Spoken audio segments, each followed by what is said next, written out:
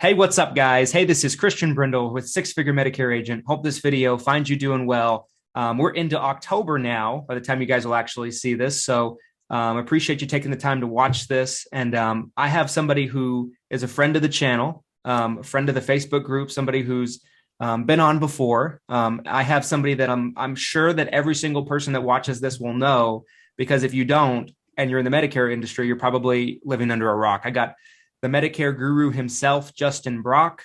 Justin, how are you today? I'm doing wonderful, and I appreciate you having me on again, Christian. It's always a pleasure. Absolutely. Well, I'm really excited to kind of chat, kind of on the brink of AEP here. I know there's a couple of things that I wanted to kind of pick your brain about, for the audience. First of all, you've been everywhere, right? Like you're all over the place, right? You're traveling a lot. You're going to a different city, it seems like every month. So one thing I wanted to kind of get your opinion about is I went to a lot of events this year, more than I've ever gone to before, right? I went to your behind the agency. I went to Medicare Con. I went to 8%. I went to just a bunch of different events.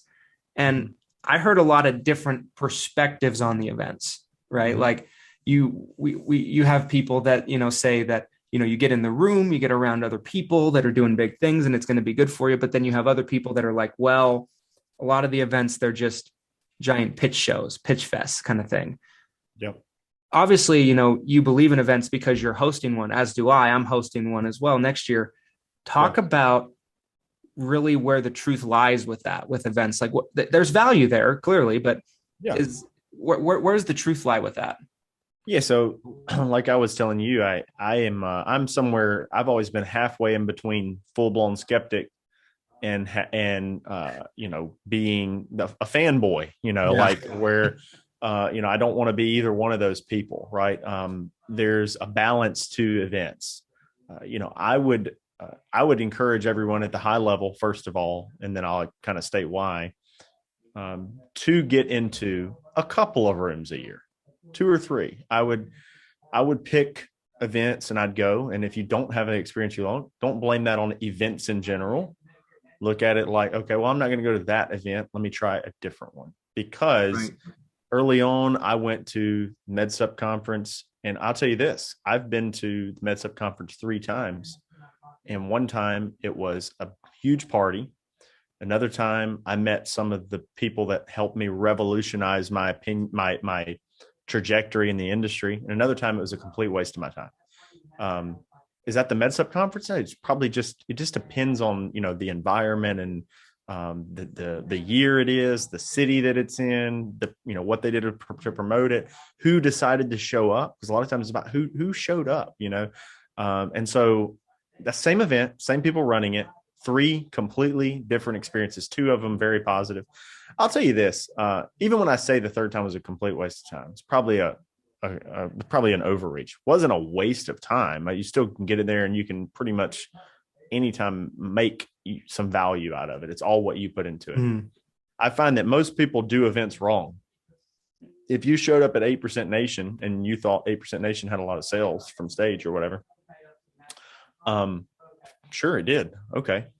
Yeah. Oh, well, you're a salesperson. Somebody tried to sell you something. Go cry in a corner, how much of that stuff do I buy when I go to events? Very little. I think I have bought 1 stage close ever. And, and honestly, I don't regret it, because what I was buying was trying to learn that person's ability to do what he just did on stage. Mm. Later on, I decided that's not who I want to be. I don't view myself as a platform closer. If I'm speaking, it's to try to get people into the top of my funnel. I'm a funnel guy. So my top of my funnel would be just get you to start, consuming what I'm saying. I want to add enough value to where you think, hey, that guy added value. I would like to consume more of his content. And then there's free content out there and you consume it. And eventually that funnel would probably squeeze you into being someone who would buy something from me because I've added so much value. That's just my philosophy on it. I think some of the things that you've done are very similar. Instead of saying, I'm going to pitch and sell you something, I just want to add value. And then you follow me. Maybe you buy a book or something cheap. And then you get in and you think, hey, there's more value. And as long as I keep providing value, I don't feel like people are going to think, oh, you know, he tried to sell me something. Now I have buyer's remorse. I just don't want to be that guy. Right. But I don't think events are to blame, because I go to 8%. First of all, it was some great times, great people, great partying. Yeah, When I say party, and not like sure. in a bad way, but like had great, great live music. That House of Blues night. I Oh mean, yeah. kudos. I mean, they had a great band, great. And so, of course, I'm not saying go to an event for that, but that's nice when you go and you can have a good time too, because life is about having some good times sometimes, right? And Yeah. feeling accomplished. When I go, I find it's a great place to network because they're getting so many people in the room. So it's a huge networking event. Yeah. Yeah. Medicare Con and your event, I think we're trying to add a little bit more context, and it's a niche environment too. So we have that luxury.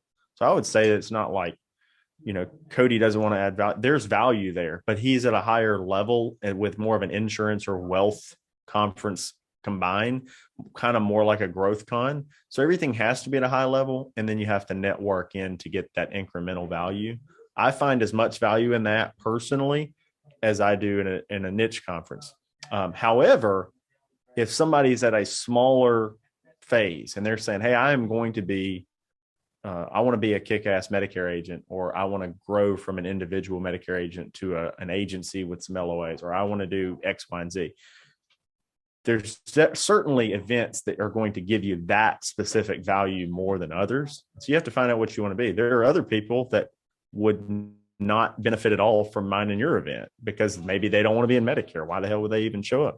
Right. It doesn't make sense. So it's all relative to what you want to do. But what you don't want to be is skeptical of events because somebody might try to sell you something, and then you don't show up anywhere ever, and you're living under a bridge, like you're a hermit and you don't do anything, and you're just like, everybody just trying to sell you something, and you don't really understand, you know what I mean?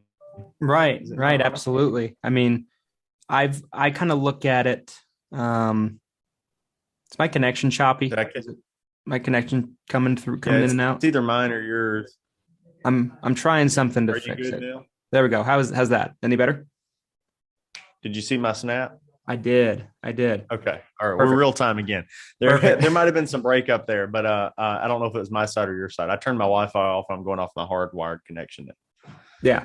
Yeah. I probably. I mean, I changed networks on mine, so I think it was probably mine because it got better once I did that. Perfect. No, I completely agree with you. I think it's very circumstantial, really, because you talk about the MedSup conference, right? You go to the same conference back-to-back years. One year, you make some connections, you have some conversations that dramatically impact your business. The next year, that might not, coincidentally happen for whatever reason, and it just isn't the same experience. But what for me going to events this year, what I got probably the most out of it, like I think events like Medicare Con, of course, I get a ton from people speaking on the stage, but that's because I'm heavily in the Medicare business, right? Like that's really where my interest lies. But more than anything else, like at Medicare Con and 8%, like what I would tell people is like, even if like I know agents like Andrew Lee at 8%, he didn't go to, I don't think any of the speakers, like I don't think he saw one speaker, but he was hanging out with Medicare Bob and Coach Burt and Nate Offord throughout the night. And I'm sure he got tons of value out of that, or even just nothing else, be like, I got to hang out with these guys, I mean, I feel like for me, then like you said, I think the networking is so vital with it because that's where I get the most value out of it is those private conversations. Like, okay, what are you doing? Oh, I'm doing it this way. Do you think I should do it this way? Or, oh, you're doing it this way. Maybe you should do it that way, kind of thing. I think those conversations is where I get the most value, and it's not the same as doing, in person, doing it over like a phone call or a Zoom call or a direct message or something like that. It's perceived value from the individual. There could be a conference that I go to that was the least valuable to me that's the most valuable to someone else. It's all about where they are, what they like. There's some agents that I've seen go to a lot of conferences this year that I don't think should have. I think they should have gone to one. But they leave every one of them happy. And so it's also gets to the point, like, what makes you happy? Maybe that camaraderie based on your emotional state is extremely necessary to keep you going. Maybe somebody else doesn't need that. They're mentally strong and they don't need it. I think sometimes people get so mentally stronger in their state that they're actually psyching themselves out from actually partaking in what may be opportunity. There are other people that have an apparatus in place to harness more, opportunity. And so, like, let's say I go and I learn something that I can't use today because I don't have the apparatus in place. So Right. When I first met Medicare Bob, I was at an event, and at this event, he said something, that I honestly did not have the apparatus. He had a team. His team at the time was smaller. Maybe 9 agents, 3 support staff or something like that. But he had a call center, going, and was, running a ton of Facebook and selling excess Facebook lead flow to call centers. And he was riding a wave that, honestly, I didn't even understand all of that at the time about him, but I understood, something that he told me, and I went to start using it, and I couldn't really use it at the same scale as him because I didn't have the infrastructure. By the same accord, there's the potential that somebody like me or you who have an agency, but then also began to produce content for agents, that became a channel for us to start saying, well, maybe I do want to selectively recruit. It's like I want everybody out there, but I'll take some people that we can, help, shepherd in the business.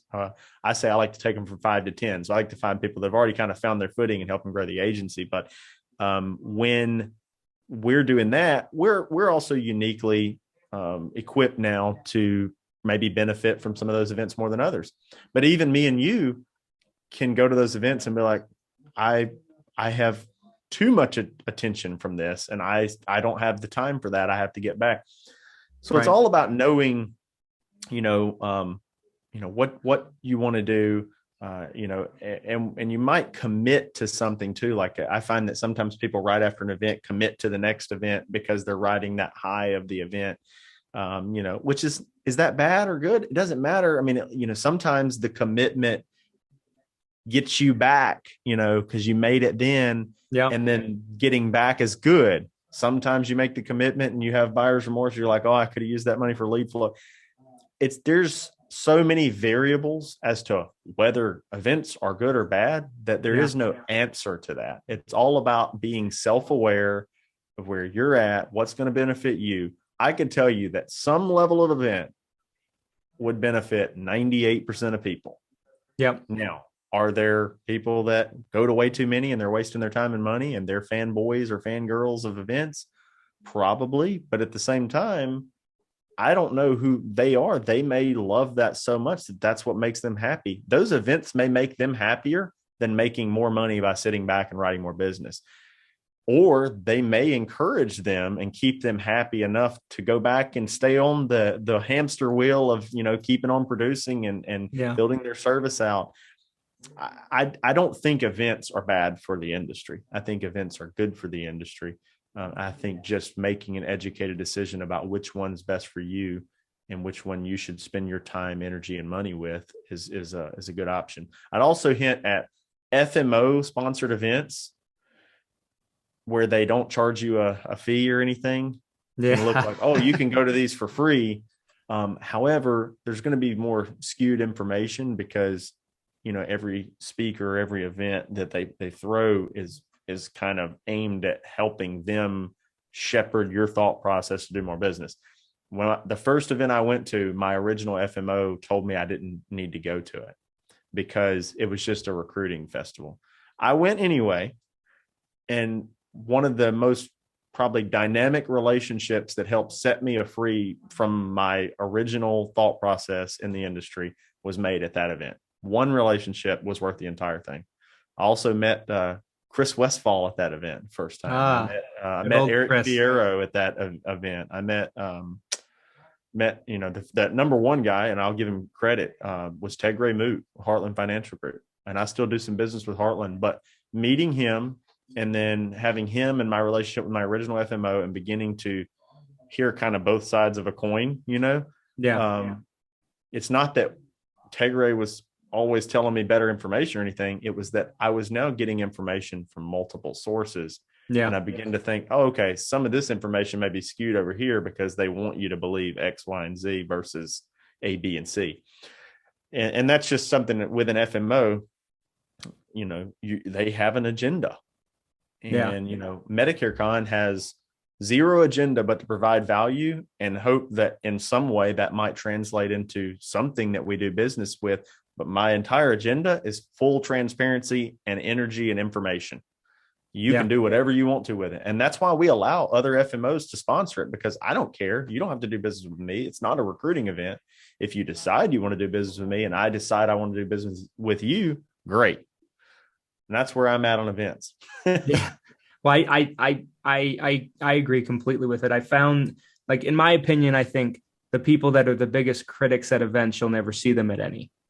Mm-hmm. And so I'm like, can you really have a perspective on it, right? Like, because you've never been there. Like, you can see the pictures, you can see the videos, like the little snap videos or something like that. But like, I feel like I had a bunch of preconceived notions about maybe 8%, for example. I've never been to 8% before this year, but it wasn't exactly like what I was expecting.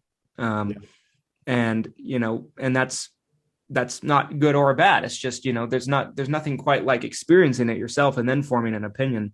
One thing I wanted to shift gears with to talk about, Justin, was, and this was something that, you brought up and I thought was a really, really good topic to hit on. AEP, right? So everybody talks about how to be successful during AEP, how to write a bunch of business during AEP, how to write 100 and whatever apps you did in 1 week during AEP a couple of years ago. But people don't talk about what's the most proper or wise investment of that AEP money when it comes in January, right? Because we all know that January, the money floods in, you get the advances for the year, anything you wrote during AEP. And a lot of agents, they have all this money. And then by the time the next AEP comes around, a lot of them blew it all. Yeah. And they're just scrambling to figure out what to do. Yeah, man. This is I think it's an under talked about, concept is, where to place your emphasis. So I would like to, I was in an interview this morning with Victoria Cabrera, and we got into sports analogies. Somebody use a sports analogy here. And, the Olympics happens every 4 years, right? And if you're a 15-year-old girl in women's Olympics, right, and you're pretty sure that at 19 you're going to be in it again, right? And then at 19 you're competing, probably going to make 23 again. After that there's a little bit of a shelf life. But what happens after the Olympics when I think her name is Simone, that's she's like the one that's been there for the last 3 and just she's dynamic, right? She doesn't say, okay, the Olympics are over, I'm gonna eat bonbons and chill for 2 years and then I'll start training again. So what we do when AEP is over, there's a little bit of a celebration on December 7th. We're drinking some champagne, maybe a couple of people are taking some fireball shots, whatever. We might have our Christmas party in that range where we're going into the holiday season, continuing to work and service everybody and all that we're doing, and still writing new business going into that. We do take probably the rest of December where we're not just really gung-ho. It's holiday season. So most of the customers are also kind of entering holiday mode at some point in there. But January 1, man, we're planning new revolutionary ways to service our clients, to build our agency, to support our downline agents. All the different things are all the aspects of what we're doing. We're focusing a ton of energy on that in January. I'm thinking about AEP 2022 as soon as AEP 2021 is over. And most people aren't doing that. They don't thinking about it until AHIP comes out in July. Right. Oh, wow. AEP's almost here. We have a plan, and I'm not saying it doesn't change and we shift the things evolve. You start to find out some plan information. First looks come out. You start thinking, oh, okay, this is this. But the overall thing is we're starting to develop our advertising strategy for the off season with that AEP money.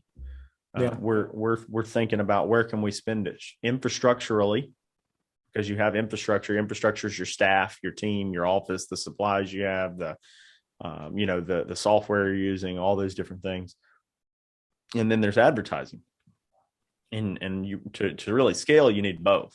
And when you're a new agent, the infrastructure is you and your car, your pen and your Surface Pro or MacBook. Yeah. And so there you can get by with that for a few years. Like I interviewed Josh Youngs the other day, and he's on the last year of being a full-fledged personal producer. And really, he could have gotten by with last year being the last year of doing that.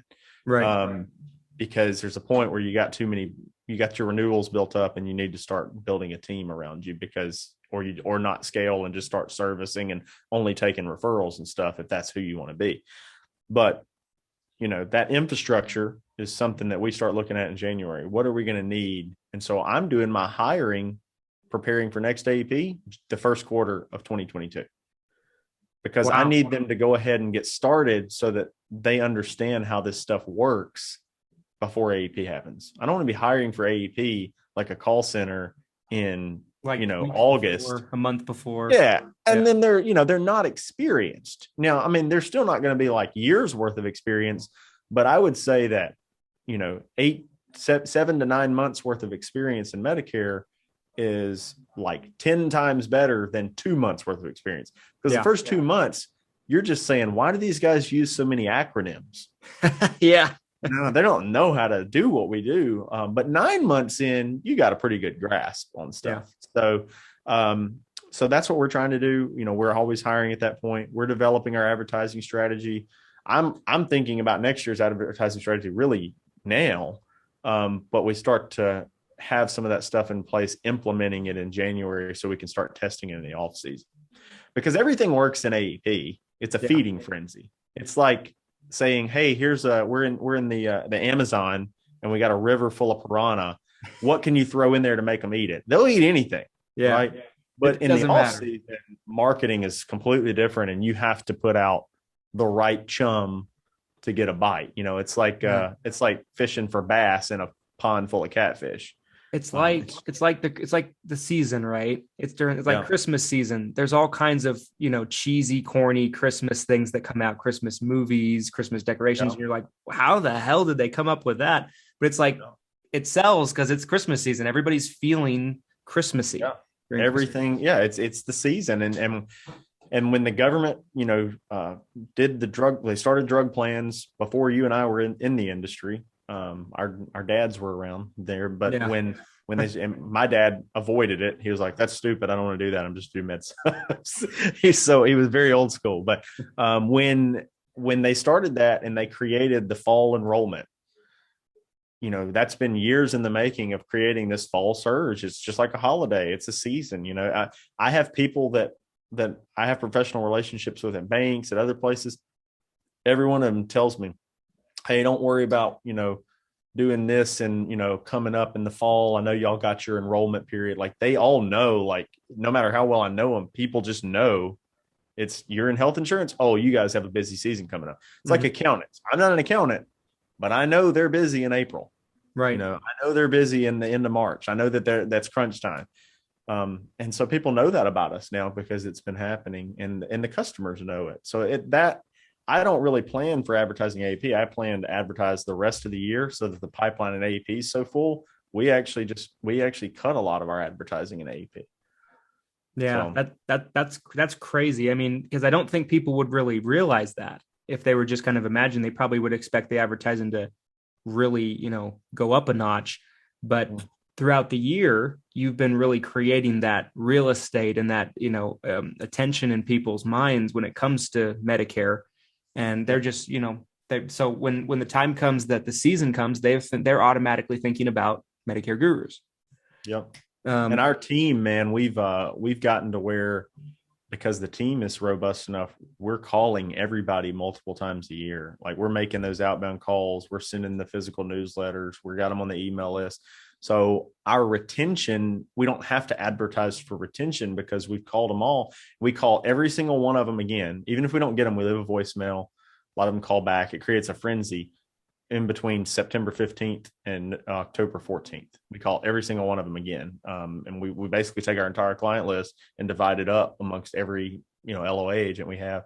and they're responsible for going through the CRM and updating that record, which helps us too. We're updating the records. We're making sure phone numbers are up to date. If there's a dead number, we're sending out a letter to them trying to recollect the right information. Somebody passed away that somehow we missed, because you missed that, and that happens. We're updating all those files and to get it as accurate as possible. But that way, going into AEP, they're getting advertised to, but their agent's already called them. Their agent's already sent them a newsletter. Their agent's already there, and we've already let them know that if they need anything, they can call us. We can set up an appointment to review their drug plans or their advantage plans in pre-AEP. We're doing all that, so we're not having to worry about. Used to, we thought we had to run the same advertising to make sure that our clients didn't call other people. But then when we got our team big enough, and it's relative. What we ended up having is our client list grew, and we had a very small team, and it was very difficult to call all of them. But now the team has actually outpaced the client list to some degree. So we're able to call them, which breeds a lot of referrals. It makes us want to spend our AEP on new business. And all year long, we've developed prospects for AEP, and if we dry that out quick enough, it's easy to turn on some lead flow. Right. Absolutely. Has fillers, and it makes a lot of sense. And I think, I think what that speaks to is, keeping in touch with your clients and touching your clients throughout the year. I think that, for us, that's been the most effective form of retention. Every AEP, our office will call, particularly the Medicare Advantage clients more than anything else. But, and that's been really effective. So, somebody asked me the other day, and they're like, why do you send a letter out saying you're going to call your Medicare Advantage clients? Right? That's got to be a lot of work. I'm like, well, yes, but I'm like, now we have some staff members. It's not just like it's me doing all of them. But we do it because we don't want them because they're the ones that are getting marketed to more than anything, the Medicare Advantage clients. They're getting marketed to like crazy. And, I think that marketing is less and less effective, because they all want a local it doesn't have to be local. They all want to have their resource that they trust. And as long as you're reaching out to them in some way, or if you're hyper local to them and advertising heavily in their area, as long as they know you're there and you have their back, they'll call you. And that marketing is less and less effective, I believe, because I'm sure you listened to that Go Health interview recently. Jim Cramer. Their average retention on Medicare Advantage is 3 years. Like we don't lose, clients like that. And even my Medicare Advantage plan, I'm just changing them from one plan to the next. My client retention is, very high. I mean, it's permanent for 95+% of our clients, Right. And on MedSup, it's like 99. But yeah, it's just interesting, how all that advertising does change the landscape, but doesn't really seem to bother us. It just generates a lot of service work because it generates a lot of questions about what they're talking about to us. Most of our clients aren't calling them. They're calling us, asking what they're talking about. Right. And I brought that up to Beish, because he came into Taco Tuesday with me and Glenn recently. And I brought that up. I was like, what would you say to an agent that, they were, just annoyed by the commercials because it makes people call? And I thought his response was really good. He was like, never complain that your client called you. He's like, they could have called somebody else. I was like, yeah, that's a great point. Right. If your client's calling you, I mean, we look at every call as an opportunity. I even look at when people call and whine about a claim as an opportunity, because normally what they'll do is they'll tell you that so-and-so, what some doctor's office gave them some issues, right? So we look at it as an opportunity to call that doctor's office on their behalf. We have a reason to talk to them. We're really nice to them. We try to build a relationship to let them know, like, hey, if any of our clients come in there, or if anybody, that doesn't have an agent comes in there and has those issues, we'd love to help you with the billing. I don't ask them. We don't say, hey, we want to help you, or we want to take that client. I just say, hey, if you ever have questions about how Lasso works, or how, that Medicare Advantage plan works, or if you guys are ever coming out of a network, please let us know, because we don't want to put your patients on a plan that you don't take. And of course, we have network tools and stuff, but I want them to think of me as like, oh, he cares about us, so we're going to let him know, because automatically, if you can build that relationship that way, when somebody does ask who to use, they're going to say, oh, you should call Christian. You know, he's who we let know about the networks. He always makes sure that his clients, providers are in the network and things like that. Yeah. So that's been helpful. So even somebody calling and complaining about so-and-so won't take my insurance or something, we just look at it as an opportunity, and don't, it's so easy to want to get snappy with them because it's annoying. Like, oh man, you know, you guys are in the network. It's showing that you're in the network. Why are you not filing the insurance? And, you know, we just look at it as like, let's try to build that relationship. Right. Absolutely. Justin, I want to be respectful of your time because I know you're a busy person, especially this time of the year. Talk a little bit about Medicare Con. Where can people get information about it? What can they expect to see? And then also talk about the Medicare Gurus Facebook group, because I've told a lot of people openly, I'm like, a lot of what we do online, I have gotten, you know, has really been helped and shaped by, you know, being able to watch you and what you do. So I've told people, I'm like, there'd be no 6-figure Medicare agent if there was probably no Medicare Gurus. And then you were one of the first people we saw on Medicare doing a podcast successfully. So we started, you know, doing podcasting after that. But with Medicare, you know, Gurus Facebook group, of course, it's been a blessing to us. It's grown. You know, I think part of success for anybody in a lot of things is timing. You know, I think there was probably some good timing in when you started doing your Medicare podcasts before anybody else. For us, that was probably the Facebook group, right? Other people, it might have been a YouTube channel. They started long before everybody else. But with our Facebook group, we were the first Medicare focused Facebook group out there, and it grew like a weed because there was a lot of life groups in the final expense agent, you know, realm. They just speak a different language than Medicare agents. And so all the Medicare agents flocked to Gurus there early on. And then a couple of other, you know, groups formed that are basically that next tier of size, right?